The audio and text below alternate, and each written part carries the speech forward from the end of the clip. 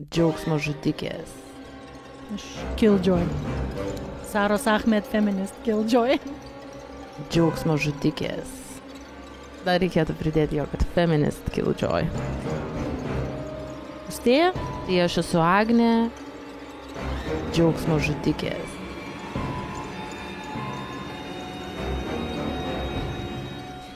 Sveiki. Sveiki. Mes sugrįžtame su Džiaugsmo žudikėmis. Antras dublis, pirma serija. Taip, ir kadangi šiek tiek gavom velnių, tai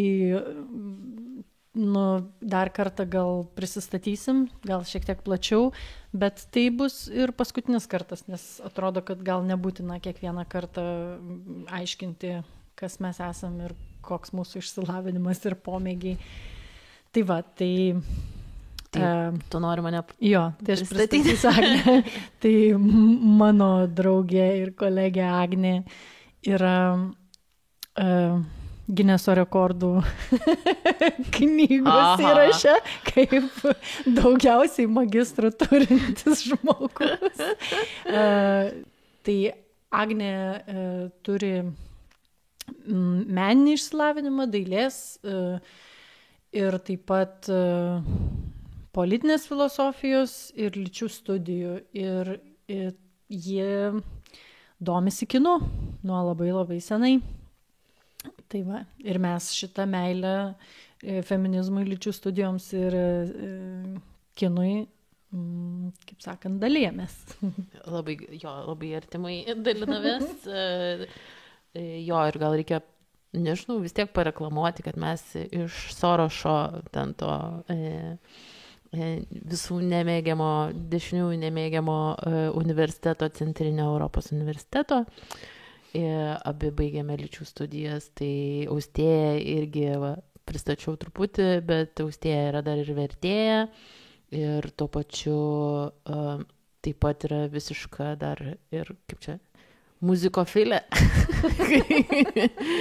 Ne tik tai kine, bet jo ekspertė, bet ir muzikoje. Tai čia mūsų keliai išsiskiria. bet jo, su kinu tai mes praktiškai net kartais, nežinau, mes pastaruoju metu tik tai dviese ir einam į tos visus filmus, kur... Ir dar į protmušį kino. Ir dar į protmušį kino. Romuvą vykstančio. Tai jo... Daugiau ir nebeprisistatinėsim. Ačiū, kad klausot. Ir šiandien pristatysime, pakalbėsim, tiesą sakant, išsamiau apie tokius 2 skandalingus filmus. 2 gana feministinius filmus. Juos iš visų rakursų išnagrinėsim. Tai bus vienas, tai An Anatomy of the Fall arba Kryčio anatomija. Justin Triet, nežinau Taip. kaip. Ir kitas, be abejo, dar neaptartas, nors truputį užsiminėm nuliniai serijoje anksčiau apie žymųjį Poor Things ir Jorgos Latimos filmą nuostabųjį, tai apie jį irgi truputį pakalbėsim. Tai va, tai pradėsim gal nuo to naujesnio, ne? Nuo Kryčio anatomijos. Nuo Kryčio anatomijos. Ir prieš pradedant noriu pasakyti, kad mes su Agne buvom jo pažiūrėti ir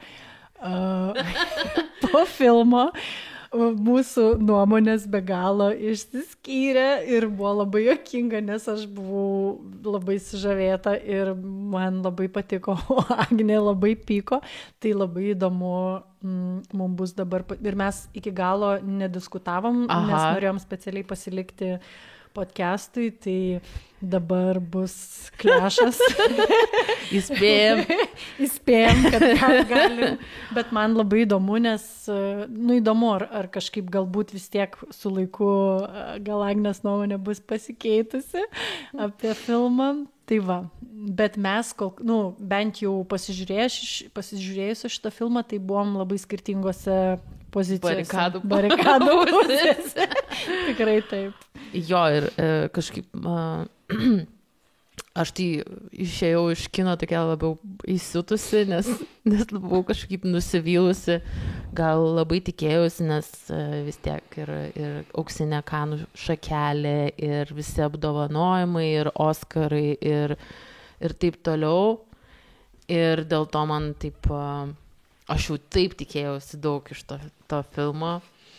Ir kažkaip aš atsimenu labai gerai, dar išėjus iš kino teatro, vienas kolega, draugas taip uždavė klausimą, tai vis dėlto, ar jinai nužudė jį ar ne.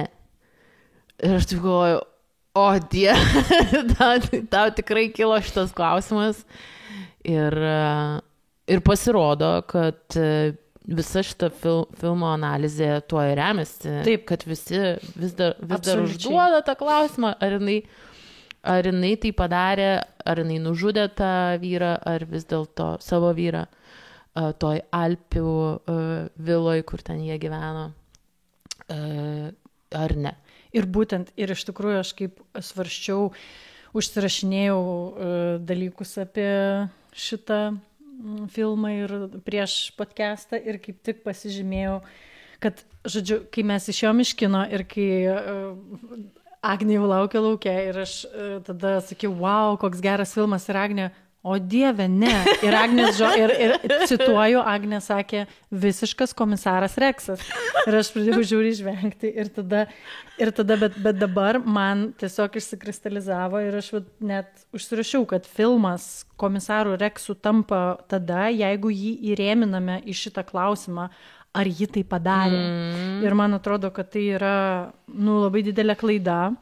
Bet keiščiausia yra būtent tai, kad, kaip tu ir pastebėjai, kad aš kiek skaičiau apžvalgų ir mes kalbam nuo Guardian iki New Yorker ir ta prasme visur yra kalbama apie tai, kad jie visi susitelkia į šitą klausimą būtent, žodžiu, kad ir dar yra tas maždaug, bet kaip talentingai režisierė kažkaip taip viską susuko, kad iš tikrųjų ir žaidžia su tais mūsų jausmais ir tom įtampom, nes mato, kad mes tarsi norime sužinoti tą tiesą ir kur slypi ta tiesa. Ir tada maždaug viename ten iš apžvalgų ar net keliose minima, kad net neva tai, žodžiu, Sandra Hüller, tai aktorė, kuri vaidino Sandrą, tą kaltinamąją žmoną filme, kad maždaug ir ji nežinojo, ji irgi iki galo nežinojo, kai ji priėjo prie režisierės paklausti, tai ar ji tai padarė, režisierė jai neatsakė ir maždaug ir čia buvo tas toksai įtampa, jinai augo, nes niekas nieko nežino ir panašiai. Ir man, žodžiu, ir man tai atrodo, kad tai yra,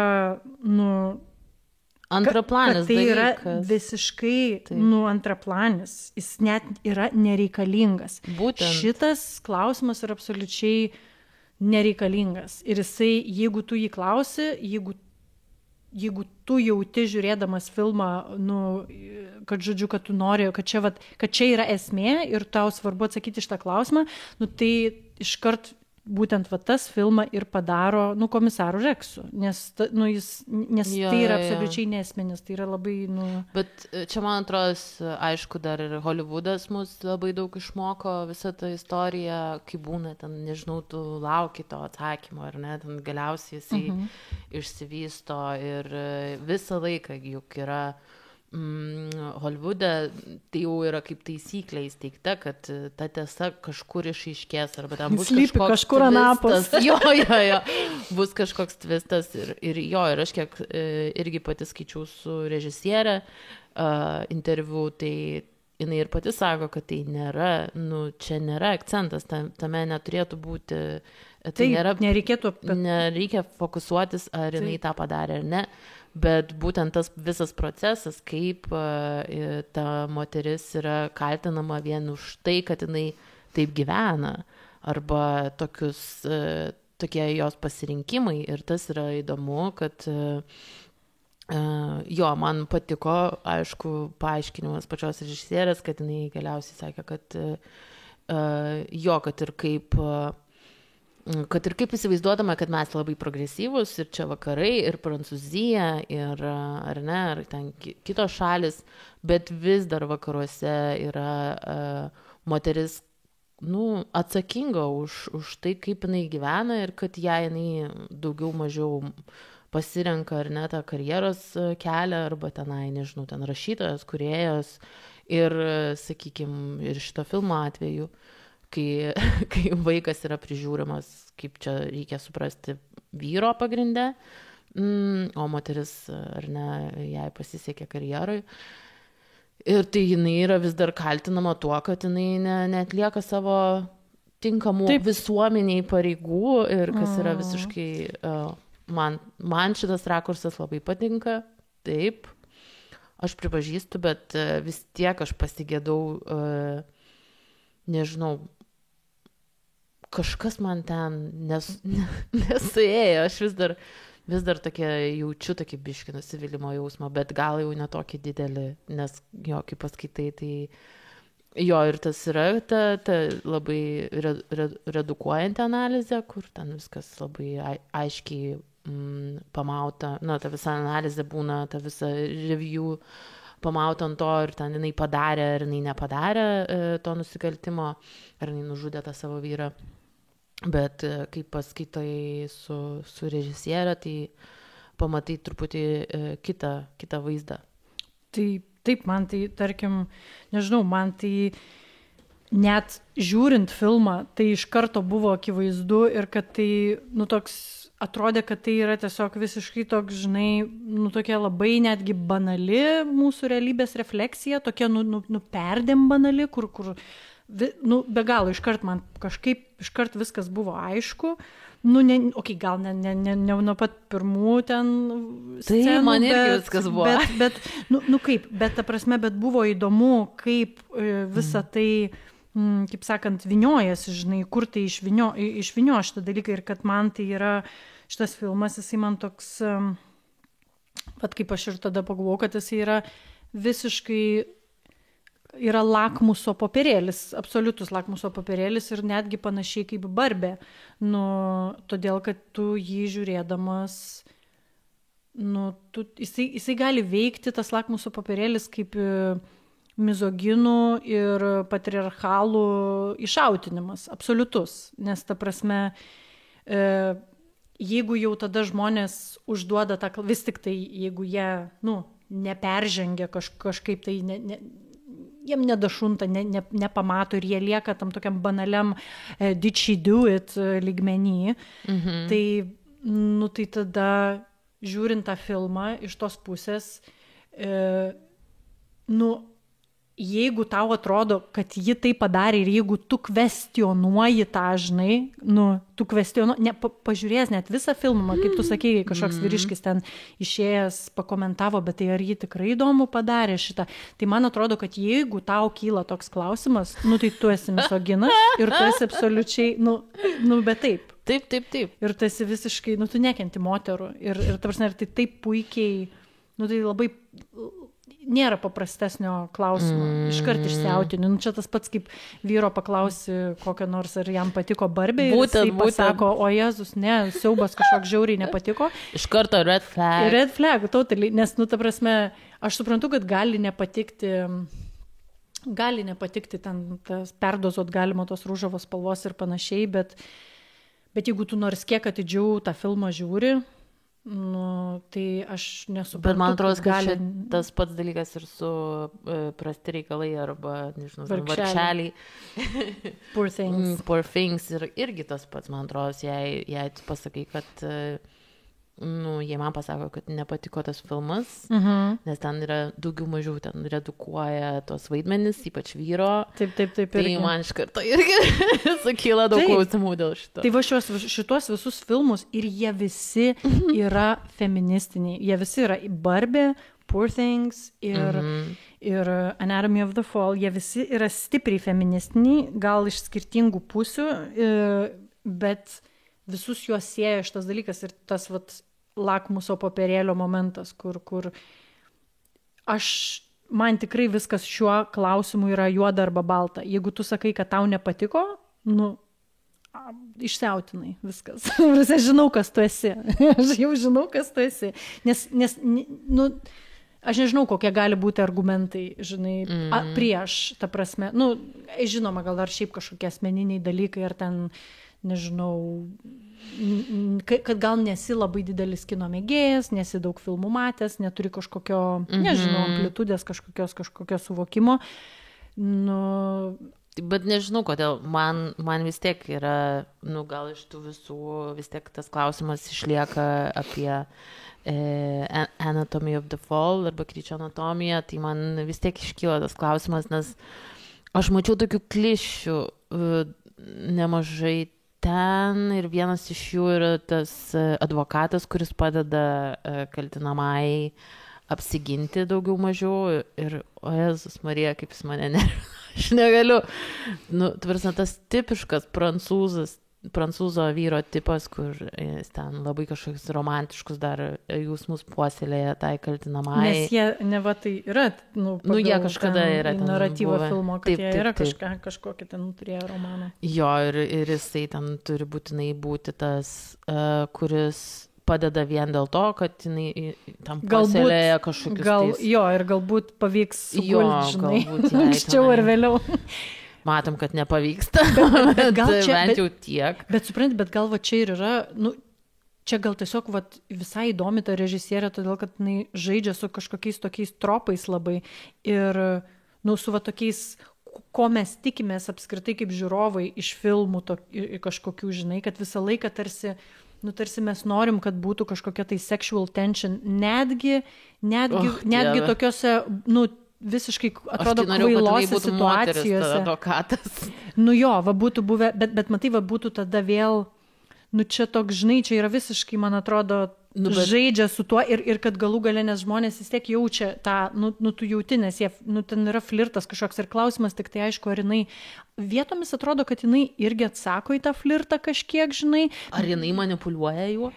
Ne, kad manipuliuoja, tai ne, nu, bet kad, nu, aišku, žinai, čia galima svarstyti, tipo, ant kiek būdamas kažkokioj labai stresiniai situacijoje, tave domina iš vis tokie dalykai, kaip kažkoks, tai nežinau, ten kažkokia seksualinė įtampa ar kažkoks tai flirtas, bet kita vertus gal kaip tik, jeigu tu esi, nu, jinai visų pirma jo neinicijavo niekada, man atrodo, kad, nu, aš kiek pamenu iš filmo, jisai labiau visą laiką toks atrodydavo sleazy, bet aš suprantu tada, nu, irgi, kad kartais tokiose stresinėse situacijose atrodo, kad, nu, kaip pabėgimas kažkoks, nu, tiesiog, žinai, tarsi paspausti pauzę, žinai, akimirkai ir pamiršti, kad, nu, įvyko kažkokia tai tragedija ir man tai, nu, netrodo kažkaip labai, gal net kažkiek ir gyvenimiška, bet iš tikrųjų tai, nu jo, aišku, perspausta situacija. Ganėtinai nuvalkė. Nu, bet tai, jo, bet tai gal...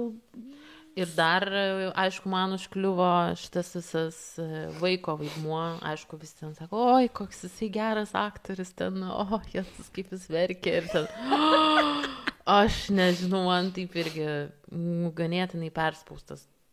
Sakau, vat, ką tikrai vertinu, tai Sandros Hüller, o Dieve, nu, tikrai gera aktorė ir matosi, kad jinai visiškai immerst ir ten, nu, tikrai įmirkusi į tą vaidmenį, bet jo, kažkaip kiti personažai ganėtinai erzino, net ir tas šuo. Bet matai, nu, vat man įdomu, kad ir kad tu ne viena buvai, bet man labai vat keista, nes pavyzdžiui, aš nežinau, kaip man būna, jeigu mane be galo sudomina, nu, ta prasme, premisa filmo ir apskritai ir manęs tiek šalutiniai veikėjai neerzina ir jų egzistavimas man net nėra svarbus, nes, nu, jie tikrai yra tokie tipo, žinai, kaip čia pasakyti, paremiantis tiesiog pagrindinį veiksmą ir aš tiesiog, nu, visas tas, man jau tas metatekst, jau, žinai, tai, kas, apie ką filmas yra ir ten vyniojasi labai, nu, įdomiai, nu, ta prasme, kad tada, kai jeigu matėt filmą, tai, o jeigu nematėt, tai nežinau, pasižiūrėkit, bet mes čia paspoilinsim, kad žodžiu, pas ta Sandra Hüller yra rašytoja, pas ją ateina paimti interviu ar tai buvusi studentė, gal ne jo studentė, bet tiesiog kažkokia, turbūt kažkokia jo literatūra ar ką ten studijuojanti ar baigusi mergina ir prasideda tas jų interviu ir tam interviu net neįpusėjus pasigirsta garsi muzika iš viršaus ir tokia kurtinanti, kad jos beveik negali susišnekėti, ten ta Sandra taip okvardžiai nusišypso, tipo, kad, čia taip. Mano vyras, jis ten leidžia tokią juokingą 50 Cent PIMP versiją. Čia, kai kalbėjom apie tos kūdikių pasaulyje. Tai va. Ir ant tai pasikartojančiai, tipo, ta daina be pabaigos. Na ir įdomu tai, kad ta Sandra ji tiesiog nieko nedaro ir šiek tiek gal susierzina, bet jokių nelipa į viršų, nepradeda prašyti, kad jis išjungtų tą muziką ir tiesiog labiau gaunasi taip, kad jinai tarsi kaip ir ne tai, kad priverčia, bet jau sako, tai jau nebus to interviu ir ta mergina išeina, taip ir negavusi to interviu ir žodžiu, ir tada neilgai trukus vaikas išeina su šuniu pasivaikščioti, Sandra užlipa pas tą vyrą viršų ir po kiek laiko, kai vaikas grįžta, randa tėvą iškritusi, žodžiu, jau per balkoną. Jo, gulinti ar per langą, nes nežinia ten iki galo, per kuris ten iškrito, ir žodžiu, mirusi. Ir tada, ir nuo tada ir prasideda visas tas, žodžiu, aiškinimasis, kas čia nutiko, nes kažkaip iš karto atrodo, kad savižudybė, bet tada pradeda įtarti žmoną, Sandrą. Bet žmona, man atrodo, būtent tą Sandrą įtarė dėl to, kad jie pamato, aš neatsimenu, ar ten tai buvo, bet tarsi čia tas tokia moteris, kuri atrodo ir per daug nepergyvena, ar ne, ir ten ne per daug jausminga, ir ten tarsi sėkminga rašytoja, o jisai toksai kaip ir nelabai sėkmingas rašytojas. Bet čia tik vėliau paaiškėjo. Ir tenai, taip, bet tas rutuliojasi irgi tuo, kad tas įtarimas tos moters ir tos Sandros, tai yra based on, kad jinai, tarsi tokia unapologetic, jinai per daug Taip, bet čia nevirkauja. Bet čia vėliau, iš pat pradžių dar niekas nėra atkasta. Šitie dalykai čia jau beveik, nežinau, ant jau filmo link pabaigos pradeda šitie dalykai iškėti iš pradžių. Ją tiesiog ją įtarė. Jinai yra įtariama iš karto, kaip žodžiu, kad galbūt prisidėjusi prie... Bet tarsi, net ir pati režisierė sakė, kad tas vystosi taip, mes sužinome, dėl ko jinai yra įtariama, bet tarsi visą tai irgi atsiskleidžia per tai, kaip jinai elgiasi tam vyrui, nukritus. tam vyrui mirus. Tai tas visas įtarimas tarsi auga, jisai vis labiau ir labiau ir vis labiau darosi, tarsi turėtum abejoti, ar ir dar yra tas įrašas, ar ne? Tas įrašas, kur įrašytas jų konfliktas. Kur jis rašinėdavo jo toks išgyvenimo.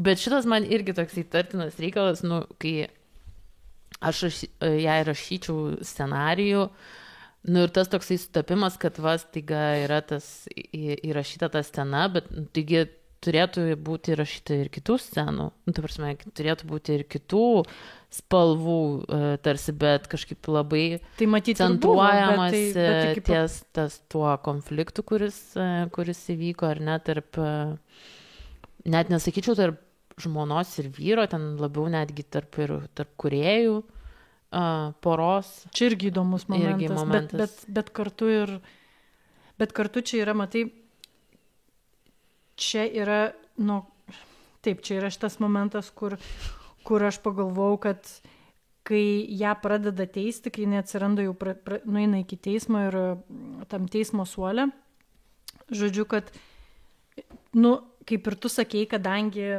vėliau paaiškėja, ypač iš to įrašo, kad jinai yra kad jie abu yra rašytojai, kad jinai yra sėkmingesnė rašytoja už savo vyrą, jinai yra, išleidusi jau ne vieną knygą, vat pas ją lankosi ten interesantai, pristatymus daro ir panašiai. O tas vyras, ne.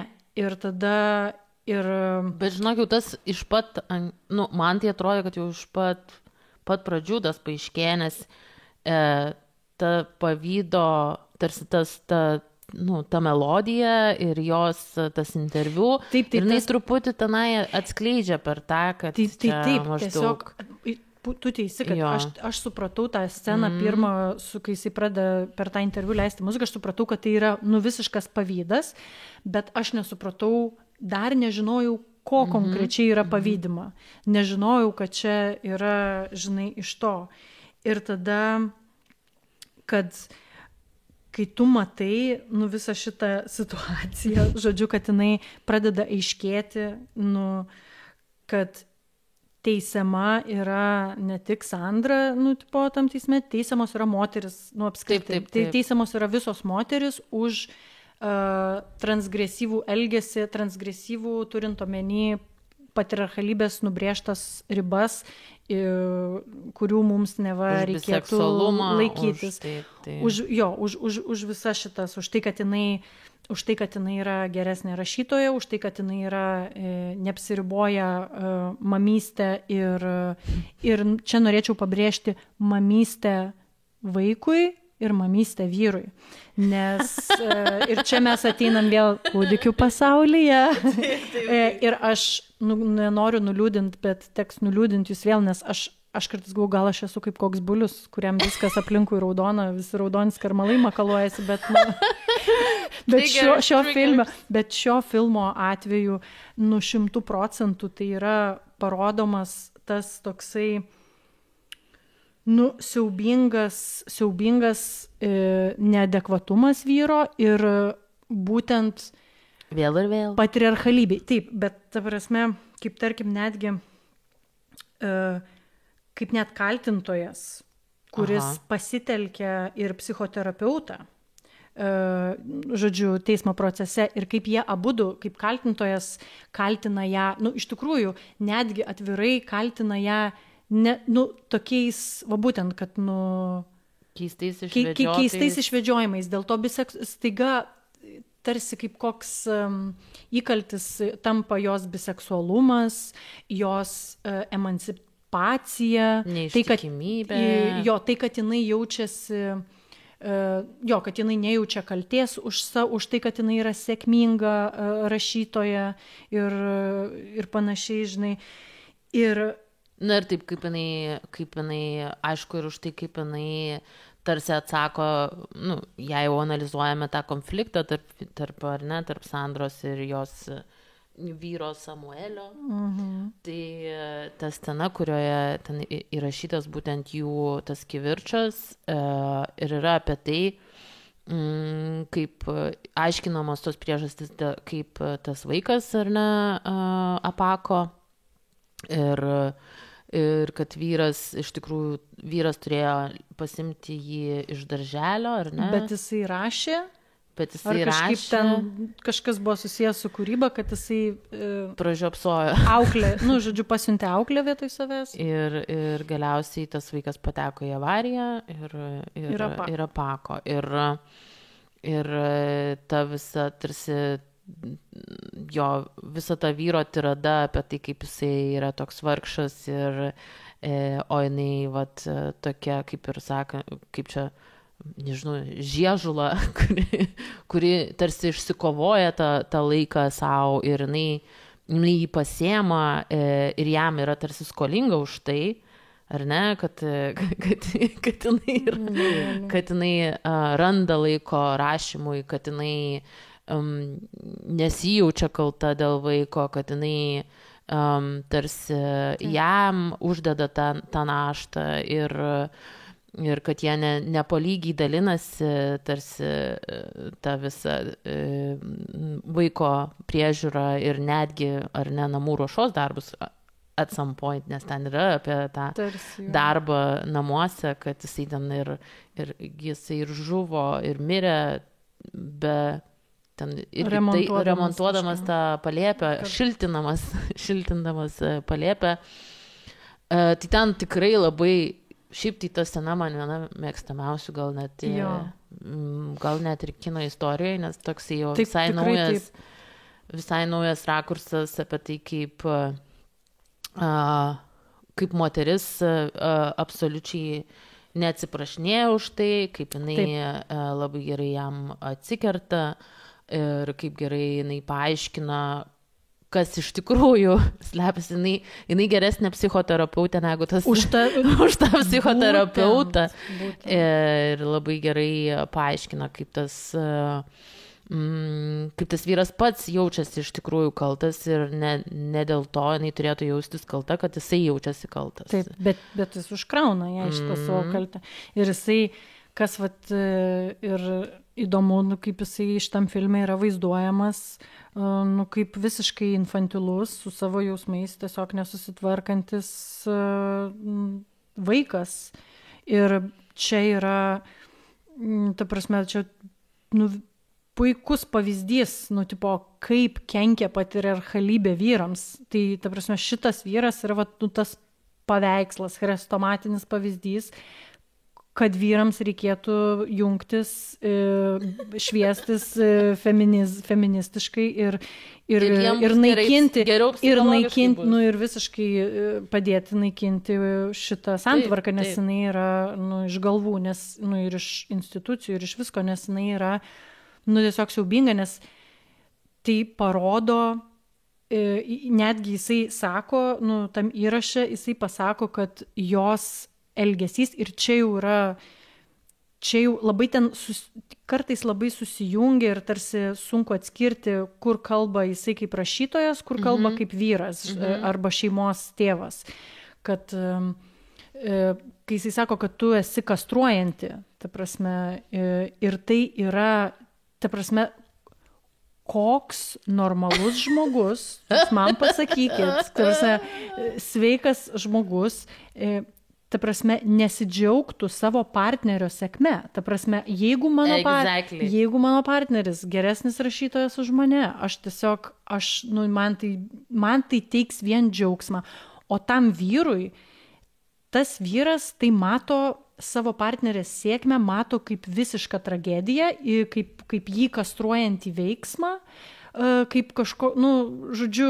Jo, ten iki tokio infantilumo, kad net apkaltina vagystę nevatais, kopijavimu, kur jinai tiesiog, kaip ir kūrėjams būdinga, man atrodo, ir kai šnekiesi ar ne, ar ten skaitai kūrinius, arba ten, nežinau, ten klausaisi ar panašiai, tai kai kalbiesi, tu taip perimi, vieni kitų idėjas tu perimi, bet tu jas tiesiog transformuoji, išplėti, padarai kažką visiškai kitko.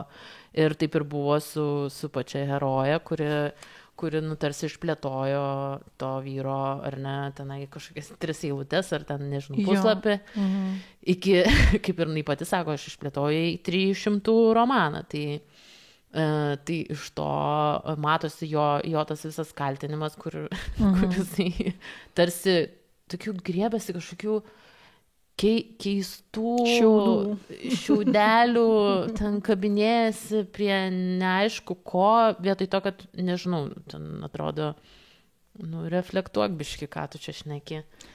Taip, ir ten, kur, žinai, irgi keliose apžvalgose skaičiau, kad konkrečiai kalbant apie šitą sceną, jų šito konflikto, kad maždaug taip tarsi atrodo, lyg ir matome, kad abudu maždaug velnių priėdė, čia taip grubiai tariant, ir aš tokia, ne, ta prasme,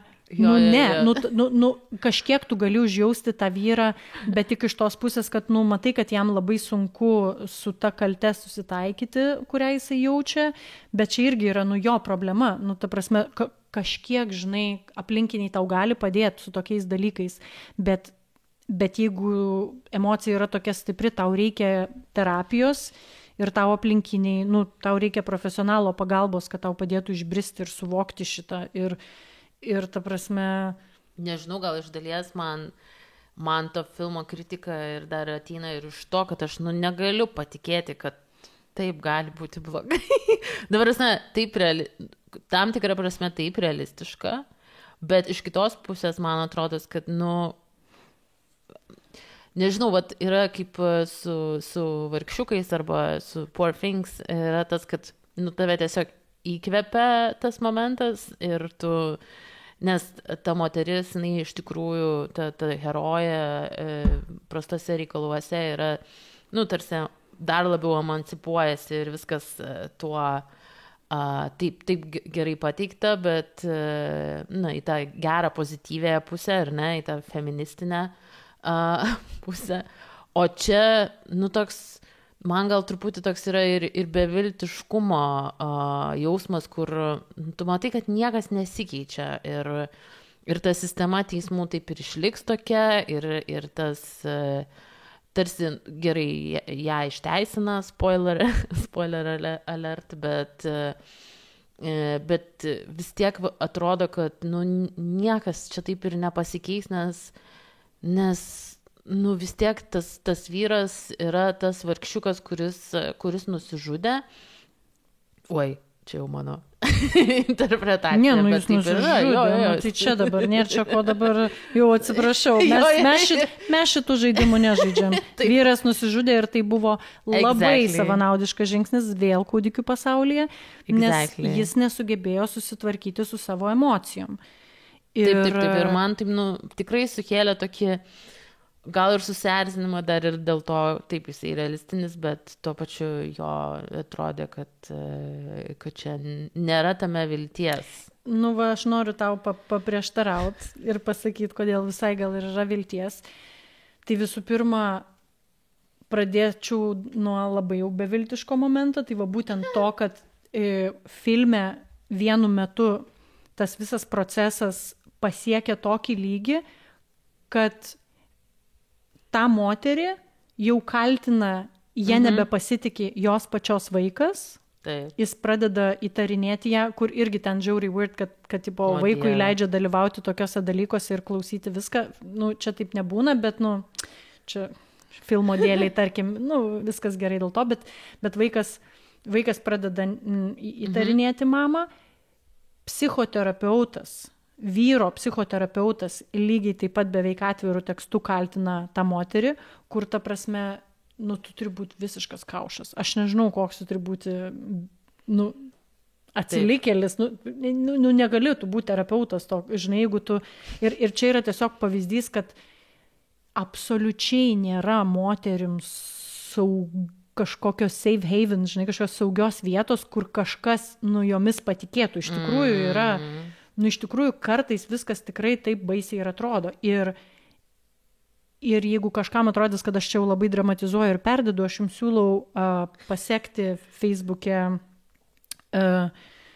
pamiršau dabar kaip vadinasi, kur Mišinė nedirba, kur tai yra žmonių trafikinimo aukų ir išnaudojimo NVO yra. Aš pamiršau dabar pavadinimą tiksliai, bet tai yra žmonės, kurie dirba su seksualinės prievartos aukom, su žmonėm į vergiją parduotais, ar tai būtų prostitucija, ar tai būtų priverstinis šiaip darbas, ta prasme, nebūtinai vyrai ir moteris, apie vaikų išnaudojimą ir seksualinį ir panašiai.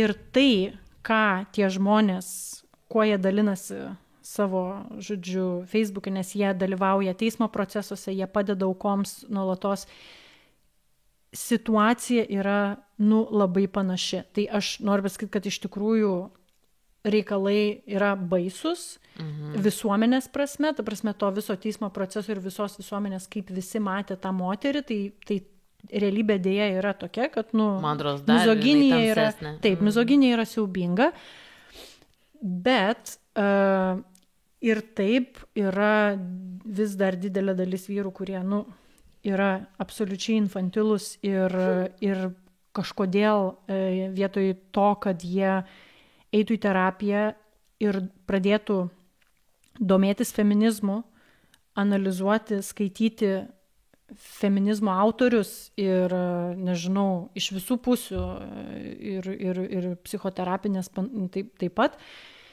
jie vietoj to užsirašo į gentis vyrų, tai aš norėčiau pasakyti, kad tai yra, ta emancipacija, vyrų pačių emancipacija iš patriarchalybės yra toli, dar toli. Tai tam aš ir sakau. Tai gerai, tai čia buvo blogi dalykai. Bet dabar mano galva, kas buvo šviesaus šitam filme ir tokio, visai, tas pinksulė tokia mažytė, ten nėra daug.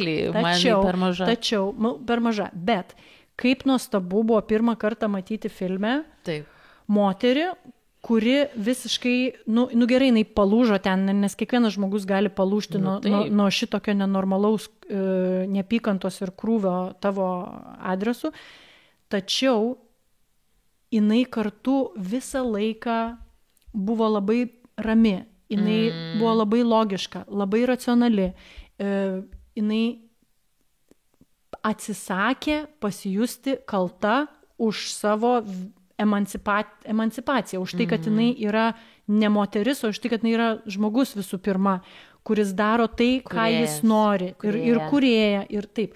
Tai šitas jos nepalūžimas ir tas toks ir kaltės neprisiėmimas, kurią bando visuomenė moterim nuolatos primetinėti ir pačios moteris vienos kitoms, tai šitas momentas buvo labai, sakyčiau, toks švyturinis, visai neblogas. Trečias, toks, antras, tai gal sakyčiau, tai kad, žinai, jau čia buvo labai šitas banalus momentas, čia su Gediminas pastebėjo irgi bičiulis mūsų, kad, the justice is really blind. Žinai, kad, kad ir kas bebūtų... Vis tiek visi normomis tomis vadovaujasi. Kad ir kas bebūtų, vis tik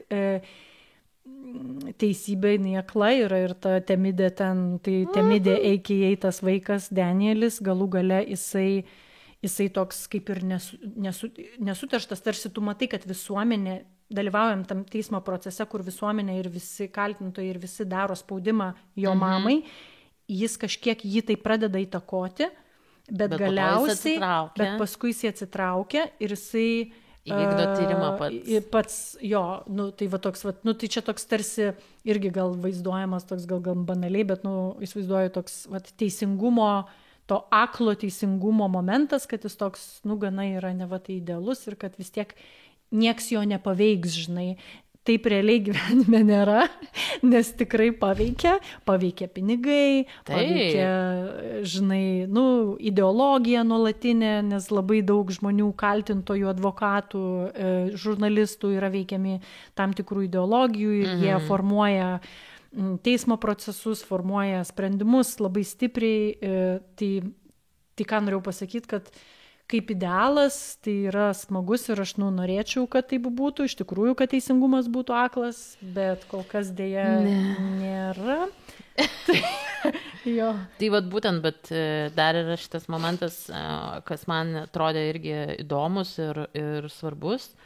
Tai aišku yra šitas internacionalumo klausimas, tai yra tų tarsi dar ta moteris yra Sandra, ar ne, jinai ne tai, kad jinai dar teisiama, bet jinai nekalba normaliai prancūzų kalba ir ta kalba yra ne jos gimtoji ir jinai net dėl to negali gintis ir čia irgi yra vyro kaltė tarsi, nes, ne tarsi, bet jisai sugalvojo, kad būtinai čia reikia kažkur kraustytis, nors jiems ten visai gerai sekėsi ir Londone berods, ar ne, jie ten prieš tai gyveno ir po to jisai sugalvojo, kad nori sugrįžti į gimtinę ir kažkaip jisai netgi jo buvo toks susierzinimas, kad jinai šneka anglų kalbą ir neišmoksta tos jo nuostabiosios prancūzų kalbos. Ir šitas momentas irgi įdomus, kad jinai net negali apsiginti, tarsi properly apsiginti pati. Už ją turi vis tiek vyras šnekėti, tarsi tas prancūzas advokatas, kuris ją gina ir kuris vis tiek ar ne, įdėti tos žodžius į vyro lūpas, ne jinai pati gali tik tai anglų kalba ir ten, aišku, niekada nesupras, kiek ten tie prancūzai supranta tos anglų kalbos, tai tas dar... Čia tokie Korano vaibai. Ir penkiaknygės ir Seno testamento. Ir taip, ir čia tas vertimo momentas, plus jo, šitas visas... ištremimas, ar ne, arba išsitremimas, kur nevatais vyras nusprendžia, kad jisai turės daugiau laiko rašyti ir jiems čia reikia, jisai tokį sprendimą priėmė ir net tarsi pristatoma filme, kad net ne iki galo ten pasitarta ir jo sutikimo galiausiai sulaukta, bet jisai priėma tą sprendimą už ją. Nu ir galiausiai pats ir nukenčia, taip jam ir reikia. Taip, ne, bet mane tai labai geri pastebėjimai ir mane tai, pavyzdžiui, mane žudo šitas, nes o Dieve, aš esu buvus šitokiose situacijose, ta prasme, man šitie filmai, jie yra, dėl ko aš taip, tiesiog įsiaudrinu, dėl to, kad tai yra taip gyvenimiška iki skausmo ir kad, ta prasme, kaip moteris yra socializuojamos, net nebūtinai, jeigu namie, tai visuomeniai, mokykloje, visur, ta prasme, būti nuolankiom ir prisitaikyti prie visko ir sekti ir prisitaikyti ir taip toliau, tai mane žudo šitas, nes ta prasme, atrodo, kad ta Sandra ten jau per galvą vertėsi ir ta prasme, tas vyras amžinai, žinai, man čia, sakau, toks kažkoks dar kaip būna tose recenzijose irgi maždaug, oi, koks sunkus tas vedybinis gyvenimas. Jesus Christ, neįsai sunkus. Give me a fucking break. Eikit į terapiją ir bus paprastas. Tiesiog pasikalbėkit. Ta prasme, tu paklausk savo partnerės, ar jinai to tikrai nori, ir kaip daryti, ar čia pabandyti ir tada gal sugrįžti, ar kaip. Tiesiog tas nėra, taip, to disbalanso visą laiką atsiranda, bet mažiau gal reikėtų asiuminti arba tam tikrą prasme perdėtai galvoti, kad tik tai tavo sprendimai yra legit ir geri. Tai taip, bet kai tu esi kūdikių pasaulyje, tai ta prasme, kai žmonės yra labai skirtingose, kaip čia pasakyti, žinai, emociniuose lygmenyse, kai vienas žmogus yra kažkiek, nežinau, pažengęs, o kitas yra visiškai atsilikęs emociškai, tai ta prasme, iš to viskas ir kyla, nes jo, kiek žiūrint retrospektyviai, kai paskui išaiškėjo ir iš to įrašo ir panašiai, kai jisai ten viską tarsi atskleidžia, kaip ten visa situacija vyko ir kodėl buvo padaryti tam tie tikri sprendimai. Kodėl ta muzika taip garsiai užvysta? Tai va būtent eina tas, kad viskas iš pradžių buvo gerai, nutiko vaiko avarija, prie kurios jis visiškai neprasidėjo, bet čia irgi yra tas toksai, aš nežinau, nesinori diagnozuoti veikėjų šito, žinai, filmo, bet, tai yra toks dalykas kaip vulnerable narcissist, tai man atrodo, kad, tai tokia pažeidžiamas narcizas, kur žmogus atrodo, nieko jis nepadarė tam vaikui, ne jis kaltas, kad tas vaikas apako, bet būtinai tu turi save įdėti į kažkokį dėmesio centrą, padaryti save į kažkokią auką, kankintis, antiek kankintis, kad tai paveikia tavo kažkokius talentus, tavo gebėjimą dirbti, kūrybą, tada tu kaip mažas vaikas, negebėdamas susitvarkyti su ta kalte, kurią pats savo užsidėjai, galvoji, kad jeigu pabėgsi namo, sugrįši į tą vietą, kurioje tu buvai vaikas ir dar nepažinai jokių problemų, nes, akivaizdžiai noras grįžti į tas kabutėse gimtinę Alpių, tai yra grįžimas į kūdikių pasaulį, kuriame tu esi saugus ir dėl to ir buvo jo noras grįžti į tas Alpes ir aš manau, kad nors tai buvo neartikuliuojama filme, bet ta žmona dėl to ir sutiko, nes, ten tam ginče matosi, kad, jinai visaip norėjo jam padėti peržengti tą kaltę, bet jis to nesugebėjo, tai galbūt suvokė, kad tas grįžimas į vaikystės namus gal padės pasijusti kažkaip ramiau atsipalaiduoti ir taip toliau, bet, to neužteko, nes problema yra, čia kaip žmonės bėga iš kažkokios fizinės, geografinės lokacijos ir galvoja, kad viskas pasikeis. Ne, tu su savo galva bėgi toliau. Viskas tavo galvoje, visos problemos vyksta, tu niekur nuo savęs nepabėgsi. Tai taip ir tas vyras nuo savęs niekur nepabėgo, bet sakau, aš čia net užsirašiau, kad kaip... kad šitas filmas ir šito vyro elgesys, tai čia kaip ir realiame pasaulyje, kai iš moterų tikimasi tokio amžino maminimo ir tai yra kažkokia, aš tai, nežinau, pavadinčiau šitą tokią, nežinau, masinę edipinę psichozę vyrų, žinai, pasaulyje. Kur, tipo, visą laiką reik tos mamos, žinai, tarsi negali, tu nesuaugo žmonės niekad. Jo, bet būtent, kad iš to filmo, tu tarsi atpažįsti visą tai ir jau galvoji, kiek galima su šitu dar, taip, dėl to ir sakau, kad, man tai atrodė, kad, toksai apėmė gal beviltiškumo jausmas ir tuo pačiu jo, tos visos klišės, aišku, dar su to susiję, kad pati režisierė labai daug žiūrėjo tos true crime dramą ir visos tas žiūrėjo, jinai pati sakė, kad žiūrėjo visas tas detektyvinės istorijas ir visus teismų dramos ir visa kita, kurių tikrai apstu yra. Ir tas momentas yra dėl to, kad jinai ir koncentruojasi būtent apie tą visą kaltinimo procesą ir visą tą diskursą, kuris supo tą būtent,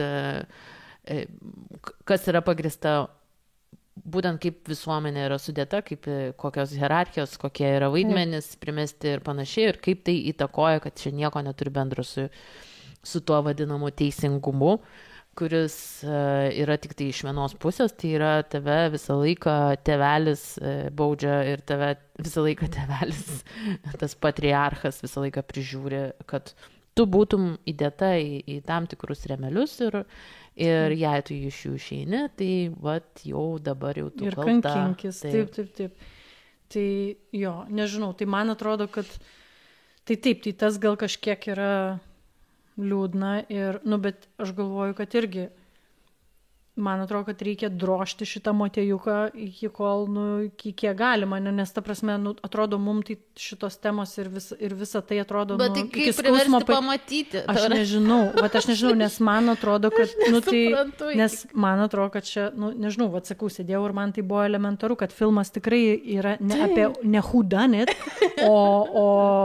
o kada pasibaigs edipinė psichozė vyrų ir kada jie suaugs ir kada išeisime iš kūdikių pasaulio.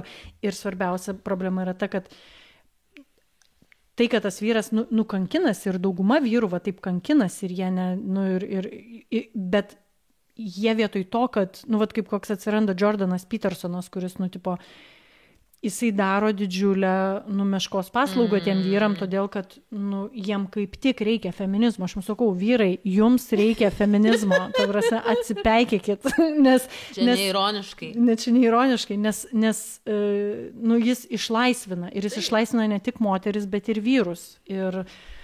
Kaip Jorgos Latimos yra išsilaisvinęs, galim prie to prieiti.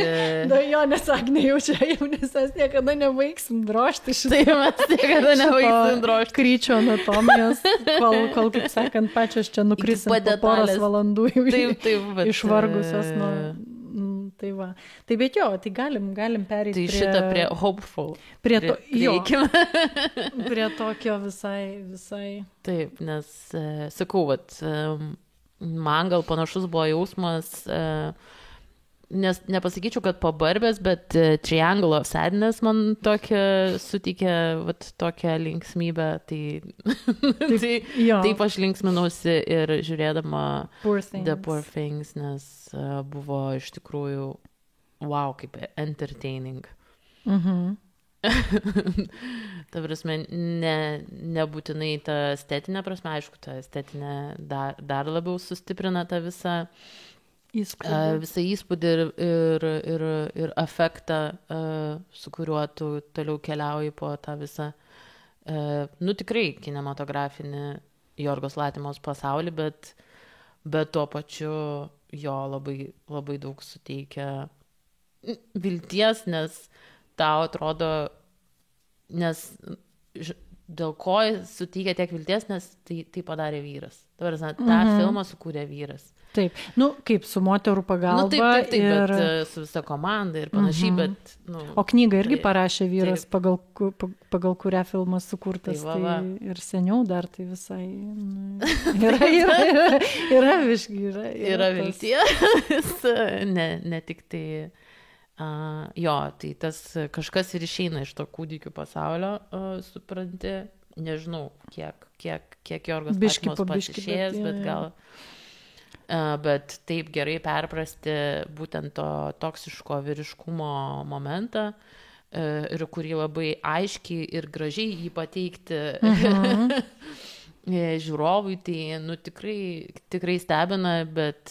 Bet būtent tam reikia emancipacijos ir atvirumo ir išėjimo iš patriarchalybės rėmų ir tokio nebijojimo, žinai, nebūti vienu iš bachuriukų, nes čia visiškai tas ir yra, kad tu išeini iš to bachurų rato ir tu sakai, jūs debilai, ta prasme, jūs esat, tai čia grubiai tariant, toksai, ta prasme, nebijojimas kritikuoti vyrų patriarchalybėje. Tai visiškai wow. Taip, ir tų smurtinių santykių ir tos visos eigos. Taip. Jo, ir net tai pasižiūrėti iš tam tikro, ironiško tokio žvilgsnio, kur tai gali būti ir komedija. Visiškai. Gali. Ir šiaip man tai patiko, nes mes dar su Agne prieš filmui patenkant jau į kino sales, mes dar kažkaip kalbėjom apie tai ir Agnė sako, einam žiūrėti ir aš sakiau, blemba, mane užknisa Lanthimos, aš jį seku nuo pradžių, nuo Kinodanto ir Kinodantas man labai patiko, bet paskui jo kiti projektai ten Alpis ir tada, kai jie apsikeitė su ta Cagari Athena... Alpis ne visai jo projektas. Bet tai ten su Cagari vėl, tada Attenboro darė bet ten jie apsikeitė vietom, nusprendė vienas režisuoja, kitas prodiusina ir taip, arba screenwritina, ir taip jie kaitaliojasi ir aš jau nebesupratau, kas yra kuris yra kuris ir mane jis taip ėmė lengvai erzint, nes atrodė, kad tas debiutas Kinodanto buvo žiauriai geras ir labai viskas tiko, ta graikų visuomenė puikiausiai pavaizduota, tas iškrypęs santykis graikų tėvų su vaikais, kuris man puikiai idėja pažįstamas. Ir toks atrodė, wow. Bet tada kažkaip labai ir aš, labai buvo, atrodė pretentious ir tarkim tas Lobsteris jau man toks buvo, o dieve, žodžiu, kad aš buvau jį kinda užbaninus jo. Bet aš tai buvau gerbėja. Tai va, Omaro ir favoritas. Tai va, ir aš net favoritės nepažiūrėjau, todėl kad, nežinau, man po to Omaro labai buvo... rekomenduoju pažiūrėti. Tai pažiūrėsiu, jau dabar tai tikrai pažiūrėsiu. Tai va man, ir mes ten tarsi Agnė ginčiamės, aš sakiau, kad man jisai yra estetiškai pernelyg pretenzingas, mane jisai, erzina, tarsi atrodydavo, kad nėra... Tuose filmuose jau nebėra kažkokio turinio, o yra tik tai tas jo toksai, žinai, toksai hipster, tipo quirky, žinai, toks tipo keistuoliškas ten visas tas estetika ir vaidyba pati. Ir kažkaip, bet Agnė, vis tiek įtikino ir mes nuėjom į tą filmą ir, o dieve, ačiū Agnė, ačiū ir fainai, kad kad man Jorgos Lanthimos vėl patinka. Jo, aš irgi kažkaip netgi dar labiau, sakau, patikėjau šito režisierium, netgi ją ir kartais tikrai atrodo net ir su ta estetinė forma labai žaidžiama, iš tikrųjų, nežinau, iki maksimumo tikriausiai jau The Poor Things, bet turinys nuo to tik tai dar geresnis. Taip, kažkaip, turbūt jam pavyko visiškai sujungti viską tobulai. Tai man atrodo, šiaip tokie filmai, kuriuose visko yra po vienodai. Aš taip tiesiog mano galvoje tokie net keistos diagramos nusipaišo, žinai, ant kiek procentaliai viskas yra lygiai. Aš mėgstu, kai dalykai būna po lygiai. Tai čia viskas taip palygiai, toks tipo pilna, like full package, pilnas produktas, toks tobulas visom prasmėm. Nieko nėra per daug. Ta prasme, nei tas viršyje tą, nei tie įvaizdžiai, viskas atrodo tobulai, sujungta, susiūta ir... Ir vat man atrodo, kad vat būtent čia yra tas irgi išbandymas, kaip mes jau kalbėjom pradžioj, kad jo visą laiką norisi paklausti vyrų, draugų arba dar nežinau, ne draugų, tai kaip tas filmas ir tik tai išgirsti, kad kažkas ne taip arba iš karto žinai, kad tai čia yra maždaug, tai tu nesutinki su tokiais, nes tarsi vat, kai mes matome, kai mes žiūrime filmus ar ne, kur ten labai aiškus vaidmenys, tie tradiciniai vaidmenys atsiskleidžia per moters, ar ne, tas labai tipiškas toksai ten koks nors, nežinau, fatališka moteris arba ten whatever, ten visas tas iš vyro perspektyvos, tas visas žvilgsnis, tada jau viskas gerai, ar ne? Tada gal čia kažkas kito įdomaus, ar ne? Ten atsiranda kokie nors kiti sluoksniai ar dar kažkas, bet apie tai, kaip ten tas vyro žvilgsnis atsiskleidžia, per daug neanalizuojama, mes per daug nesistengiame, ten nekreipkime dėmesio, arba tenai. Taip, jisai ten truputį seksistas. Bet tai kas nesavo, bet jie visi ten, tai ką, tu dabar jau nežiūrėsi. Čia nesikabinėk čia prie detalių. Ką čia ten, baigi ten, taip, ten tos verksmingos moteris, jos tokios būna, jos tokios kartais yra. O Dieve, tai taip, tai tada pažiūrėkime iš kitos pusės ir sakykime, tai taip, tie vyrai tokie yra, jie... Irgi būna tokie. Jie, vat, tokie vaikučiai. Labiau negu ne tos verksmingos moteris, aš tau pasakysiu. Taip. Ir tas, tikrai taip tiksliai pavaizduoti ne tai, kad sukarikatūrinta, tame ir gal esmė kad tos karikatūros man pasirodė gana mažai. Nes kas atrodė, kad kas yra juokingiausia ir baisiausia. Bet aš ir atsimenu, kaip mes baigiam žiūrėti šitą filmą ir Agnė sako, o Dieve, aš žinau kiekvieną šitų vyrų tipą. Ir man toks juokas ėmė, kad tikrai visi mes esam gyvenime sutikę God Daddy. Which tas Willem Dafoe veikėjas, tėtis, kuris tau nori tik gero, tada tas gydytojas, kuris, atrodė kaip ir, ne visai toksiškas, bet įtartinas. He was attracted, vis tiek jam patiko, baby, moteris kūdikio smegenėlėm jam, sužavėjo. Tada vesti ją. Tai visi tokie, žinai, ir tada tas Mark Ruffalo, nuostabiai vaidino visiškai irgi.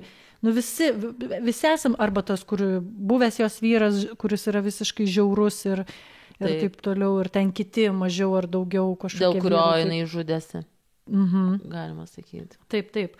Tai tai sakau, mane irgi prajuokino tavo tas pastebėjimas, kad, o Dieve, aš žinau visus šitos tipažus, aš juos sutikau realiam gyvenime. Taip, tai irgi. Ir čia vėlgi yra ta drąsa Jorgos Lantimos, taip, ne tai, kad net šaržuoti, bet pateikti visus tos vyrų tokius tipažus.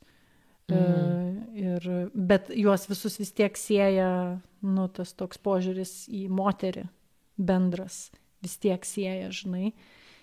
Bet tas ir įdomu, kad mes būtent čia ir tęsiasi mūsų tas motyvas kūdikių pasaulyje, kur labai gerai mes užbaigsim, man atrodo, šitą motyvą tuo, kad net moteris su kūdikio smegenėlėm sugeba emancipuotis, o vyrai kažkaip tai atrodo į kitą pusę, ar ne, į tą regresuoja. Bet čia tikrai labai geras būdas, kad vat vis tiek sugeba užaugti, sugeba kažkaip transformuotis ir jo evoliucionuoti. Ir resilient, ir jo, ir kažkaip net ir patikint tuo vyru galiausiai, nežinau, ten ne tai, kad tas praregėjimas ten užfiksuotas, tarsi ta pagrindinė herojė supranta, kad čia nieko su tais vyrais neišeis. Ir kad vienintelis dalykas, ką galima iš vyrų gauti, tai yra tiesiog kažkoks seksualinis pasitenkinimas, jei ir tai yra įmanoma, ta prasme, ir tuo pačiu ir pinigai, nes geri pinigai, per tai buvo irgi šitas. Ir atrodė, kad jo tai yra, ta prasme, tam tikra prasme, tai yra labai gerai parodo kaip vyrų išnaudojimas. Tas jau ateina tas nušvitimas per vyrų išnaudojimą, per tą kiekvieno vyro, kuris ateina pas tave kaip, ar ne, tas, kuris perka iš tave seksą, jisai atsiskleidžia irgi įvairiom spalvom, tarsi jie yra labai įvairūs, bet tuo pačiu jie turi tą bendrumą, kad jie labai aiškiai yra žiauriai, kaip čia pasakyti, tokie paprastučiai, tokie per daug negalvojantis. Sakykime, tokie... Šiaip moterim taiko šitą tuštutį, bet aš sakyčiau atvirkščiai. Tuštučiai. Tai šitą irgi labai gerai parodo Jorgos Latimas, man atrodo, šitą visą momentą. Kaip iš jų irgi galima per tą jų tuštybę ir tuštumą ir tą ego iš tikrųjų, savo pasikrauti dalykų ir per daug nekreipti dėmesio. Jo. Aš tik dar irgi kažkaip paskui labai daug visokių TikTok'e mačiau ir skaitinėjau žmonių reakcijų, ten vos ne ir batalijos vyko ir panašiai, ant kiek ten irgi žmonės susiskaldė, kad čia arba patiko labai, arba nepatiko ir kad ten aiškinasi visi, ir kad čia tie filmas tikrai feministinis, ir kad čia čia vis tiek male gaze. Ir aš pradėjau galvoti, kad, kuria prasme male gaze. Tai prasme, kad aš irgi vėl man nuliūdau tuo, kad net ir dauguma ten moterų, kurios apžvelginėjo šitą filmą, kad irgi vis tiek jos nesuprato, kame yra esmė šito filmo. Ir tarkim, kad jau, kaip sakant, by definition male gaze, nes vyras režisierius, bet taip. Kai mes sakom, kad bet tai nebuvo tas tradicinis male gaze, tai tiesiog tai buvo vyras, kuris sukūrė filmą, bet jisai stengiasi nuo to male gaze atsiriboti. Mano galva, ir jam visai tai gerai pavyko, bet ką aš noriu pasakyti, kad ten buvo labai daug kritikuojama,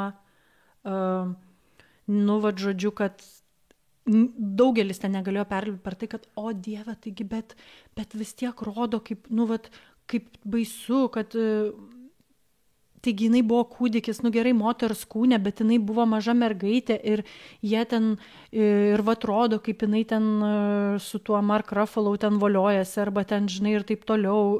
Kad, žodžiu, kad jie ją išnaudojo, jinai buvo mergaitė ir panašiai, ir čia tas toks irgi.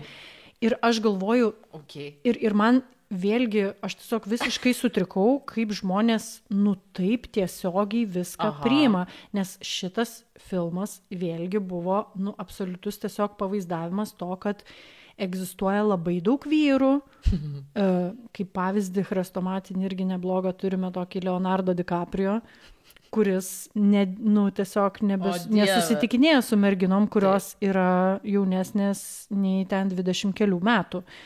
Ten daugybė mėmų apie tai, kad švenčiu savo 23 gimtadienį ir jau esu per sena Leonardo DiCaprio. Tai ir jis toks visai, atrodo, pasididžiuoja iš to. Žinoma, ir yra labai daug statistikos, kažkur čia nesenai net mačiau, kaip tarkim, vyrai ir moteris, ir kaip keičiasi ar nesikeičia jų tarkim, na, žodžiu, romantinis interesas kitos lyties, su amžium ir koks tas amžius. Ir kad moteris visą laiką ganėtinai, arba nori partnerio, kuris būtų to paties amžiaus su jomis, arba ten, keliais metais jaunesni arba vyresni, bet ten, tokiais minimaliais, kad, statistiškai tai nieko nereiškia. O vyrai, tai kuo vyresni, tuo ta kreivė leidžiasi žemyn. Ir jiem atrodo labai normalu, kad kai tau yra PEM, kad tau yra fain, tave domina 20-metės merginos ir panašiai. Ir tai yra, neišsigalvoju aš. Ir čia, jeigu pradės jau piktintis vėl vyrai kokie ir sakyti, ne, čia, dauguma tikrai, bent jau pagal tą statistiką, kurią mačiau. Tendencingas elgesys. Tai man atrodo, kad režisierius norėjo parodyti būtent būtent šitą momentą, kad tipo ir mane, kuo filmas sugraudino ir kodėl jis man taip patiko, tai va būtent dėl to, kad nepaisant visos šitos šūdinos patriarchalinės realybės ir šito vyrų groboniškumo ir jų kažkokio neadekvatumo, moteris, kaip tuo atveju Emma Stone, čia buvo parodyta, kaip jinai, nepaisant to, kad ją visi seksualizuoja, kad ją visi, tiesiog visaip ten nori išnaudoti ar panašiai, su ją žaidžia, jinai tampa, jos kūną pasiima tas gydytojas ir ją vėl atgaivina be jos leidimo. Tai čia panašiai kaip, netgi yra Kryčio anatomijai, kad nepaisant to, ką šis pasaulis į tave meta, kokiais šūdais tave drapsto, tu sugebi, bet tikrai, bet tu sugebi būti savo paties žmogum, čia toks vertalą pavariau, to be your own person, ir augti, nepaisydamas to, tu kažkokiu būdu atsirenki tas patirtis, tu per jas pereini, tu va tokiu atviru protu ir kažkaip viską vertini ir man nuostabu buvo, kaip rodo, kaip ta Emma, kaip jinai ir su ja ir tie drabužiai keičiasi ir kaip jinai, ta transformacija tokia akivaizdi, kaip jinai tiesiog auga ir kaip fainai jinai viską kvestionuoja ir jinai taip tos vyrus kažką čia, ko tu čia stresu, arba kas čia tau darosi, žinai, ir kaip tie vyrai, tas Mark Ruffalo, kaip jis ten o Jezu, kokios dramos, kaip jis ten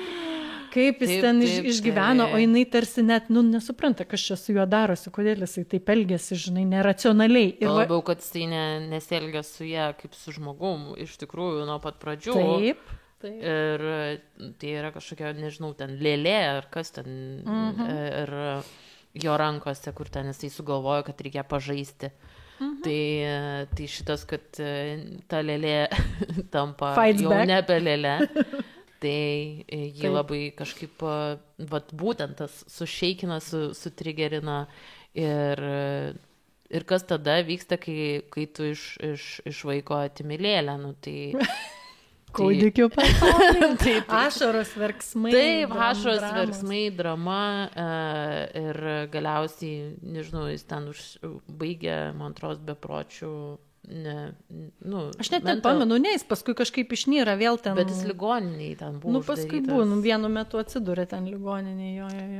Tai, bet vėl nesusitvarko su emocija. Jo, ir man gal labiau tas filmas netgi nėra apie Emą, apie pagrindinę heroję, bet apie būtent tos vyrus. Man atrodo, kad ten yra filmas būtent apie vyrus, ne apie ją, kas jinai tarsi atlieka tą vaidmenį dėl to, kad taip, iš tos pusės, kad jinai parodo visą tą resilience, kaip ir sakau. Ta prasme, kad kiek šūdo tu turi patirti ir kiek šūdo moteris patiria, kad taptų tuo, kuo nori būti, kuo turėtų būti pačiai savo, prasme, atsakingai. Ir šitas, koks ten vyrų vaidmuo, tai būtent, man atrodo, ir apie tai tas santykis ir yra, kad puikus edukacinis, sakyčiau, filmas. Aš irgi taip manau, taip. Tik tai reikia išnaudoti galimybę ir edukuotis, o ne neigti to, kad maždaug taip nėra. Nu, žinokit, taip yra. Aš nieko negaliu padaryti, bet taip yra. Ir kad ir kaip jums atrodytų, kad galbūt kartais čia maždaug šaržuojama viskas. Nu nešaržuojama, dėja. Jau nebe šaržuojama. Per ašaras, bet jo, ne. Ir vad man, ką aš pastebėjau jau su kelintu filmu, ir va čia jau yra, jeigu kalbant apie šitą visą tripleksą, tai šitą Barbie Anatomy of a Fall ir Poor Things, kad visiems jam yra būdinga šitą inversiją. Skirtingų dalykų inversija, bet, tarkim, kuo gal Anatomy of a Fall ir Poor Things susisieja, tai būtent tai, kad moteris patriarchalybėje visuomet yra laikomos iracionaliomis. Ir vis dar, iš tikrųjų, po šiai dienai tu gali išgirsti, kad, ką žinau, net žmonės paklausia, kaip manot, ar moteris turėtų būti prezidentė ir panašiai, ar balsuotumėt, ar ten žodžiu, žmonės... Kaip matote, politikės moteris? Ir netgi, Amerikoje, pavyzdžiui, yra naujas, yra ir šitas kažkoks, nesenai girdėjau, preacheris, ten kažkoks įtakingas, kuris mano, kad būtų gerai, jeigu moteris neturėtų teisės balsuoti ir gyventi viešą, nes jos nėra racionalios. Tai aš sakau, kai kažkam atrodo, kad mes jau supranti, mes vis dar tame esam, bet tai man patinka, kad šitie filmai keli, jie visiškai būtent parodo, kad iš tikrųjų taip nėra, kad ta prasme didelė dalim vyrai dažnai yra neracionalūs, nes teigti, kad tokius dalykus yra absoliučiai neracionalu, tai yra absurdas, bet taip vyksta.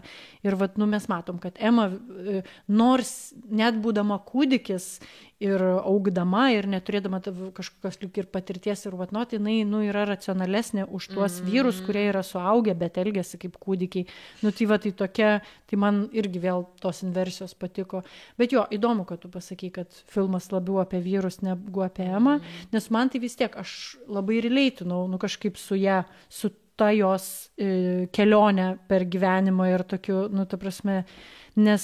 Taip, aš nežinau, ar tu save atsimeni, bet man tai aš kaip apie save atsimenu nuo vaikystės, tai net sakau, jeigu ir tėvai manęs negenderino, nelytino, nesakydavo, kad mergaitėms šitas galima, o šito negalima, ir aš buvau laisva tyrinėti pasaulį ir viską aplink mane, skaityti knygas, žiūrėti dalykus ir taip toliau, nepaisant to, kad čia buvo tokia nebloga situacija namuose, išoriai pasaulį, tai vis tiek tave, būtent vis tiek tos normos ir kažkokios nesąmonės tave pasivydavo vienokio ar kitokio pavidalu. Kartais iš mokytojų net ir taip toliau. Ir tokie tie... Merginos nesieja. Jo, arba toks kažkoks, toks smūgis į paširdžius, kur tu atrodo, kad tu esi... kur tave staiga, tu esi žmogus, tu esi laisvas žmogus, tu gyveni kažkokį gyvenimą, kažko domiesi ir tave, ir gauni tokį, paširdžius tokį smūgį, kad tave maždaug bando pastatyti kažkokią tai kabutėse vietą.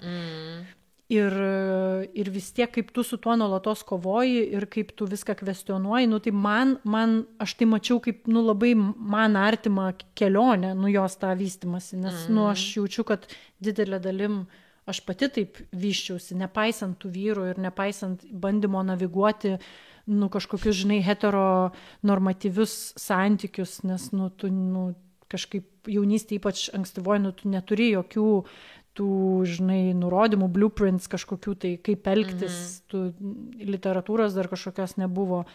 Bet matai, man atrodo, kad dėl ko aš sakau, kad tai yra filmas apie vyrus, tai yra dėl to, kad būtent, kai sakoma, kad čia yra vyro žvilgsnis, ar ne, tai taip, tas vyro žvilgsnis labai gerai atsiskleidžia per būtent tos vyrus, ar ne? Ne per būtent tą moterį, o per vyrus. Male gaze directed at males. Čia labai geras pointas. Labai dekonstruotas. Nes tai...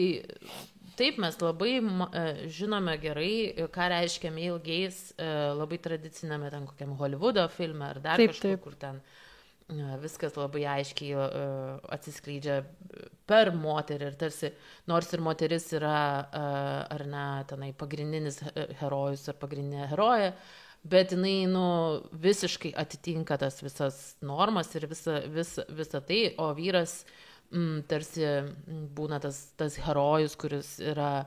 kažkoks daugialypis, daugiaplanis, daugialypis. Taip, ir o ten jau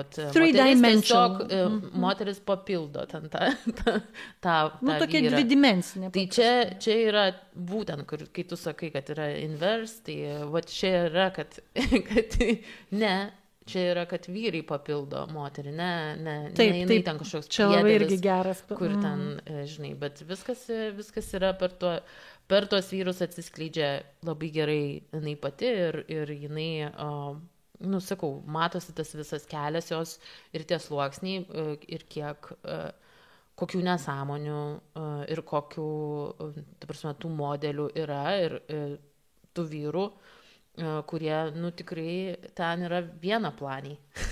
Jie tokie one-dimensional. Jo, molieriniai, tie tokie, kur... Tokie, Tai šitas čia geras tavo pastebėjimas. Tikrai, bet jo, aš nežinau, kodėl žmonės nesuprato šitų daugelio dalykų, nes, nežinau, atrodė labai irgi kaip ir akivaizdus visi šitie. Bet tai čia irgi, man atrodo, tam tikras neigimas ir kaip tu sakai, visą laiką norisi kažkaip norisi išlikti toj patriarchate ir kažkaip ramiau atrodo, nieko nebus, žinai, niekas nieko. Bet labai tikrai labai man dėl šito yra keista, kur akivaizdžiai yra, aš nežinau, ant kiek ta neapykanta moterim yra tiek įdiegta ir jinai taip labai subtiliai kažkaip įdiegta, kad tie vyrai verčiau nusižudys, negu jie, supranti, suteiks jie bus tie, kurie galimybę savo, žinai, pagelbės. Kad savo visų pirma pagelbės, tai kad jie, kažkoks tas atrodo, ant tiek tos moteris, tikrai jau ginkdievė, bet jau jos tai tikrai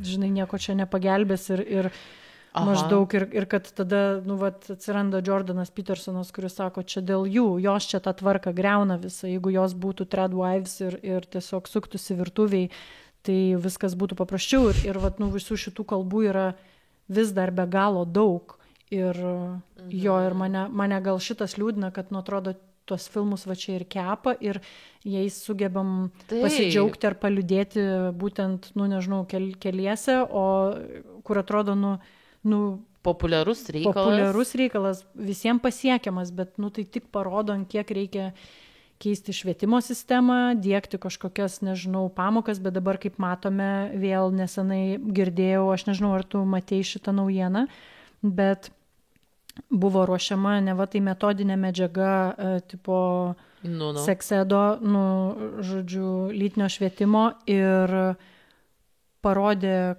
kas tenai yra rašoma. Tai, aš nežinau, kol kas dabar ten VDU tai ruošia kažkokios metodininkės, bet ten buvo siaubinga. Mane tai tiesiog, aš nežinau, tu negirdėjai šito dalyko? Dar. Ten, vos lyčių tarsi vaidmenis nupasakojami, kad vyras yra linkęs, į agresiją ir prievartauti, net vos ne. Yra, aš dabar, mes paskui galėsim šitą aš tau parodysiu, bet ta prasme tai ir kad moterim kažkaip reikėtų nuolankiau. Trūktų už vadžių ir vėl trūktų už vadžių ir vėl iš pradžių. Ir ta prasme, aš nežinau, aš tai kviečiu visus tiesiog. Vėl, kartais irgi man gaila, nes aš jaučiu, kad mes čia, kaip sakant, preaching to the choir, nes tie, kas mūsų klauso, jau turbūt ir šiaip yra gana emancipavęsi, bet norėtųsi, kad plačiau žmonės išgirstų ir tikrai imtų kvestionuoti lyčių vaidmenis šitam patriarchato kontekste ir kažkaip vaduotis iš to. Ir aš tai visiems vyram tiesiu ranką, kurie nori pereiti į šitą plaustą. Ta prasme, ką žinau, literatūros kažkokios ar tiesiog, kad kad man atrodo, kad šiaip feminizmas yra vienintelis būdas išsigelbėti nuo šito ir arba visiems draugę sunaikinti šitą sistemą, kuri tuos vyrus verčia kažkaip tiesiog įgrūda į tą patį dviplanį vaidmenį. Būtent, arba prieš save, arba prieš save smurtauti. Jo, tai vat, tai kažkaip.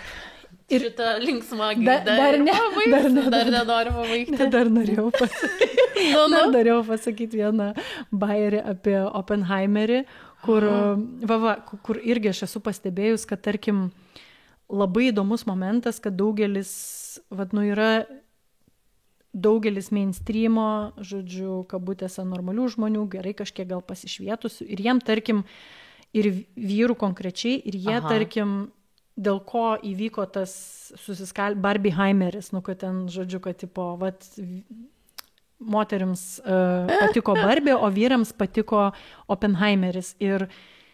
Ir man kelia juoką, nes man atrodo, kad aš ne už ką aš negaliu žiūrėti Oppenheimerio. Man atrodo, tiesiog, nes aš žinau, apie ką jis yra. Ir kad tai yra toks... Aš jau net noriu jį pasižiūrėti, bet aš jį žiūrėsiu tikrai ne kine. Jo, bet tai yra toks maskulinizmo užtaisėlis. Vėlgi yra dar vienas vyras, kuris sukūrė masinio naikinimo ginklą. Ir kaip jis kenčia, nes kiti vyrai jo pasinaudojo. Ir ta prasme, vėl tas toks nesibaigiantis kažkokio susiaukinimo, padarant vos durną ėjimą kažkokį, supranti, man tai yra taip nuobodu, for fuck's sake, kiek galima, žinai, ir tada... Kartoti tą patį modelį. Bet vyrai atpažįsta tą, žinai, šitą tokį, tokį sužeistą herojų, jie geriau tą patinasi. Bet aš ir sakau, kad reikia, jeigu peržengti kažkiek į feminizmo pusę, pradėti tuo domėtis, tu nukristų tau tas, žinai, tie šydas tas nuo akių. Ir tiesiog norėjau pajokauti, nes labai gerą mėmą mačiau ir mane jisai labai prajuokino, kad, o kada kas nors sukurs, aš tai, žinai, žiūrėčiau kokį filmą apie čiuvą, kuris Jägermeisterio bombą sugalvojo. Šitą tai žiūrėčiau. Jo, tai mes taip ir pabaigsime, tikėkime, kad kažkas sukurs filmą apie Jägermeisterio bombą. Ir šiaip daugiau gerų filmų, kurių atrodo, kad vis pasirodo ir vis yra ką aptarti. Tai tas yra labai faina, bet tuo pačiu gal labai čia ne per daug džiūgavom šį kartą. Nors ir nežinau, šiek tiek ir džiūgavom, nes nežinau, tiesiog gerai padaryti filmai, gerai sukurti, labai... Tai labai rekomenduojame, jei kas nematė, būtinai pasižiūrėkit. Taip. Taip, dėkojame, ačiū už dėmesį, ačiū, kad buvot, nepykit, #NotAllMen, but all men. Iki kitų kartų.